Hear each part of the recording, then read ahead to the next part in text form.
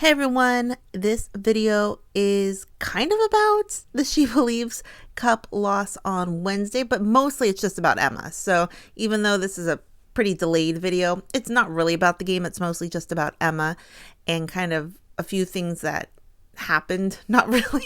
Timestamps down below, but WSL came back this last weekend, so a lot of exciting matches happened there. I don't know if we're going to do a video on that. We might just there's like 6 stories I want to talk about. I might just lump them all in a video coming up. But what does everyone think? I'll go into the video about this. But yeah. Hey everybody, welcome back to the channel. We lost 5 days later, but we lost, and that's the video. How's it going, everyone? This video isn't necessarily going to be about the SheBelieves final. This isn't necessarily going to be about the game. There's one aspect of this loss that I kind of wanted to talk about. And I'm going to tell you, be honest, when I started doing some research, putting some things together, I kind of had one opinion. And then by the end, I kind of had a more neutral / different opinion about the situation, because I guess it's just how you interpret comments or whatnot. And I'm sure I'm going to put it in the title or whatever. It's about Emma, but that's kind of what the video is more going to be about. Their first loss under Emma Hayes at the SheBelieves final. Essentially, that's what it was. And I don't know, people are shook, but I'm going to have Sarah read the headline. Japan beats U.S. women's national team 2-1 to win SheBelieves Cup as U.S. suffers first defeat of Emma Hayes' era. Japan overpowered the U.S. women's national team with a loss that broke a 5-year streak for the SheBelieves title. On Wednesday, the U.S. women's national team hit a first for the Emma Hayes era. It lost. I like that. It lost. Japan overpowered the U.S. to take a triumphant 2-1 win in the SheBelieves Cup.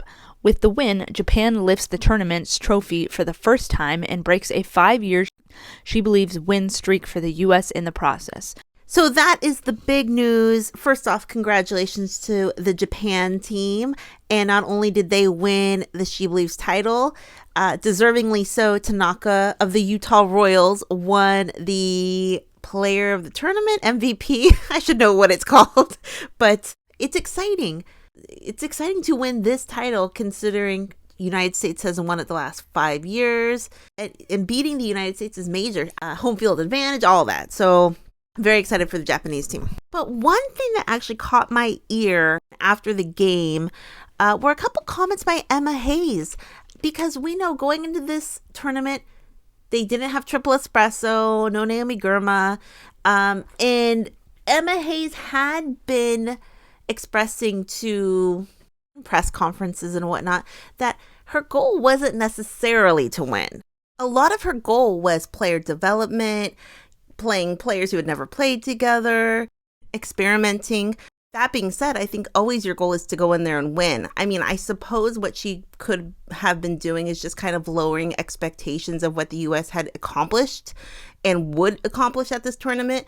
But she did have those comments that wasn't necessarily her goal. And so she had been expressing that. Expressing or manifesting? No. But she had an post-game interview on TBS, and she made some interesting comments that, I don't know, I think it kind of, and we're going to kind of get to some more comments, I don't know, to me it kind of struck me as underplaying Japan's victory a little bit. It's almost like, I don't want to use the term sore loser, because I don't think she's a sore loser. I think she's being a realist. I think in a lot of ways it's just kind of a realist. But at that moment, how about I just say congrats to Japan? We'll maybe in a press conference later get into more of it. I know they asked her the questions, but I'll have Sarah read. This is one of the things she did say. Emma Hayes on TBS postgame. The pace of the game and our players being in preseason, I think that showed we can track pressure well, but I don't think we break the press well enough. That's something I want to get right over time. Then she kind of went on to say that 2/3 of the Japan team are playing in season in Europe. And then she said most of the U.S. women's national team players are out of season, and they look like it. I don't think she meant that in any mean way or anything, but they look rusty, I guess what she meant. And then she says U.S. goals go beyond SheBelieves. And then Julie Foudy made some kind of sideways comment about the U.S. women's national team doesn't even need the SheBelieves in 2025, which I thought was kind of a strange comment to say. But I don't know. Some of the comments I know that she was being asked these questions, but they a few of them came across as like almost dismissive of the Japanese team. Then again, I was kind of reading into it at that moment too. But going back to what Emma was saying about a lot of the Japanese players being in season, a lot of them, someone pointed out, a lot of them actually aren't even in season. I know she said 2/3, but a lot of them aren't in season as well. NWSL players, and I looked at the Japan league. They're not really in season the way the WSL's in season. So they had some of those players. So it's almost kind of like, well, our players are preseason. Japan's in season, so they're going to be better, which makes sense. But I don't know if that was at that point, maybe just say congrats. They're good. Then she was kind of explaining that this team, the Japanese team, had played together a lot over the last, 5 years, 10 years. And that they, what did she say? She said they have played together for a long time in a large volume of games together, and they understand each other. I guess she's just explaining, I don't even know. She was just, explaining the differences between her team and the Japanese team. She made a comment like that, which that's understandable, but kind of said, is the idea of it, is it excuses? Is it sore loser at that moment in time? You know what I mean? That's where my mind initially kind of went like, oh, it's kind of a weird thing to say. How about just say, oh, we lost? And then maybe expand it more on the press conference. I don't know. I did not realize this before the She Believes tournament started. The coach of the Japanese team, Nielsen, it was only his third game coaching the Japanese team. So yeah, you might have a team that has played together a lot, but if it's only his third time coaching the team, that's a major change as well. I thought that was pretty significant. And also, I didn't realize this. He is the first non-Japanese coach they have had for the women's national team. And I thought that was really significant and important, and it's a big change to have a non-Japanese coach for the first time. So that's, she almost makes it sound like, oh, Japan, they're in season, they've played together, of course they're going to win. Of course they're going to win. And now that I've thought about it, I kind of think more neutral about it. But at the moment I'm thinking, or they're dealing with change as well. So that was on the TBS post-game show. Then they did a press conference, and you had a lot of questions there. It's a 20-minute press conference, and then Emma Hayes said something, and I'm going to read this too. Emma Hayes, U.S. Women's National Team future exciting despite first loss versus Japan. U.S. Women's National Team coach Emma Hayes played down the significance of the team's first loss since she took charge last year, saying after Wednesday's 2-1 defeat to Japan in the SheBelieves Cup that development isn't linear. We've won the gold medal in the summer, and we are wanting to compete to win the World Cup. So we have to keep developing, and development isn't linear. It isn't just in one direction. I think you need moments to give you a sense of where you are in that path, Hayes said post-game at Snapdragon Stadium. But I think it's exciting, and I think our future is exciting regardless of the result. As I've said, we played one of the best teams in the world today, whose nucleus have played together for a long time, and it showed. So for us, we need to build the group. We need to build the group and the larger pool that we think are going to progress us to the World Cup. So the first kind of statement, she kind of underplayed the loss, which to her, which makes sense. Ali Sentnor and Lily Johannes are teenagers, you know what I mean? So there's not a lot that she's saying wrong. I guess just the tone of it was kind of like, we're gonna read some comments, but maybe the idea of excuses or maybe the idea of sore losing.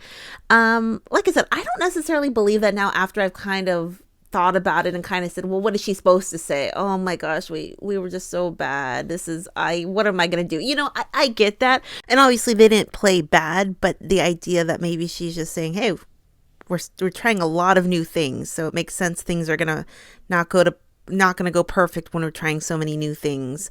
And then I've seen some people online kind of talk about, is Emma Hayes a bad loser, a sore loser? Because I guess you can be a good loser, a graceful loser, just say we didn't put out our best tonight, but we're going to read some comments. But I did see that idea floating around.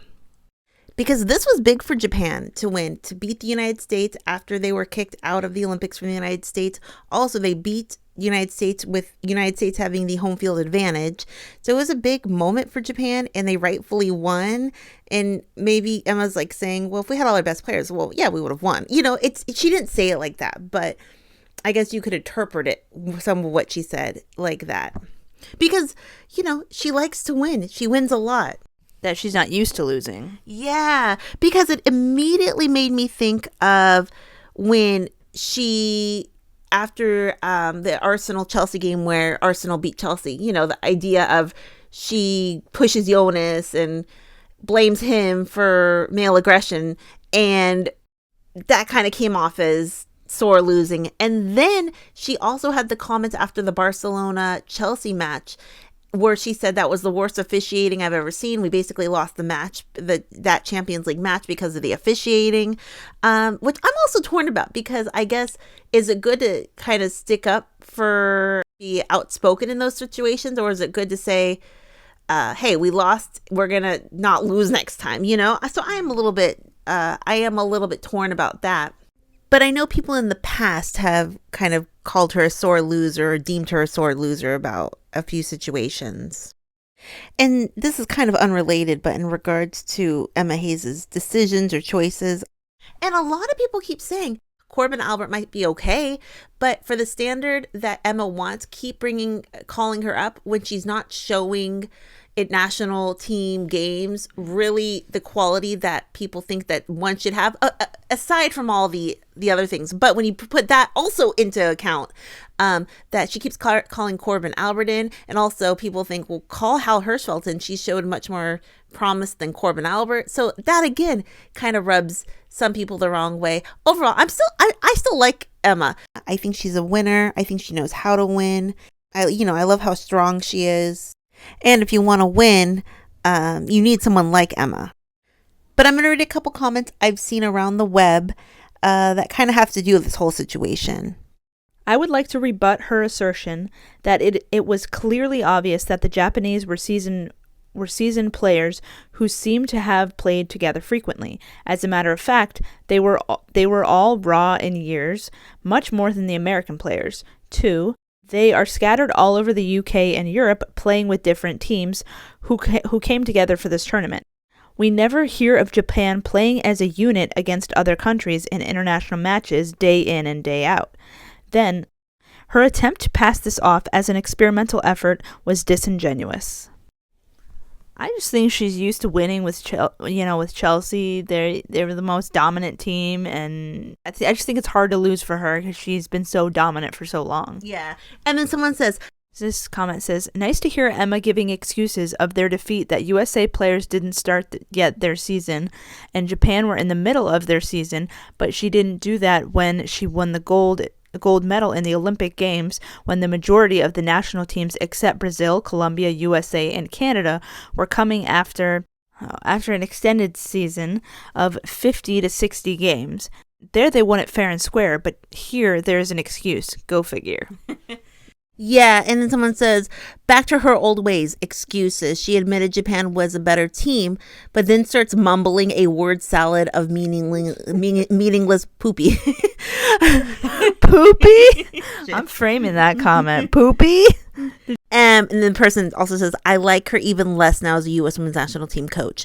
And then, the other side obviously says, I commend her for having the guts to bring a whole new team, new young players in to test them against top opposition. Our bench is getting deeper and deeper.